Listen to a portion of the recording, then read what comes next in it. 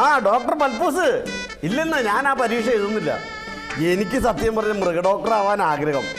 എന്താന്നോ, അതായത് മൃഗങ്ങളാകുമ്പോൾ അതുങ്ങളെ കുത്തുവയ്ക്കുകയോ മരുന്ന് മാറി കൊടുക്കുകയോ ചെയ്താൽ പരാതി പറയില്ലല്ലോ. അതെ, ഇവിടെ ഇത്തിരി തിരക്കുണ്ടിട്ടാ.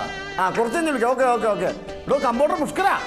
ഓ, ഇന്ന് ഒരുപാട് പേര് മരുന്ന് മേടിക്കാൻ വന്നിട്ടുണ്ടല്ലോ. നല്ല കോളാന്ന് തോന്നണല്ലേ. ഇന്നലെ മരുന്ന് മാറി കുത്തിച്ച രോഗിയില്ലേ? ഓ സെബാസ്റ്റ്യൻ. അയാൾ മരിച്ചു. അയാളുടെ ബന്ധുക്കളെ ഡോക്ടറെ തല്ലിക്കൊല്ലാൻ വേണ്ടി വന്നേക്കണേ. ഇപ്പൊ അതുങ്ങളൊക്കെ ഒന്ന് ഒഴിവാക്കിട്ട് ആ രോഗികളെങ്ങനെ കട്ടിവിടോ. എന്റെ ദൈവം, ഇതാ പറഞ്ഞ മൃഗ ഡോക്ടർ ആവുക നല്ലത്. നമസ്കാരം ഡോക്ടർ. നമസ്കാരം നമസ്കാരം. കണ്ണിന് തീരെ കാഴ്ച കുറവല്ലേ? അതെ ഡോക്ടർ. എങ്ങനെ മനസ്സിലായി?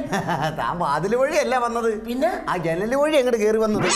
ആട്ടെ, എന്താ തന്റെ അസുഖം? ഡോക്ടർ, എന്റെ 2 കണ്ണുകളും അകത്തേക്ക് കുഴിഞ്ഞിരിക്കുന്നു. അത് സാരമില്ല, അത് ഇവിടുത്തെ ബില്ല് കാണുമ്പോഴേ പുറത്തേക്ക് തള്ളിക്കോളും.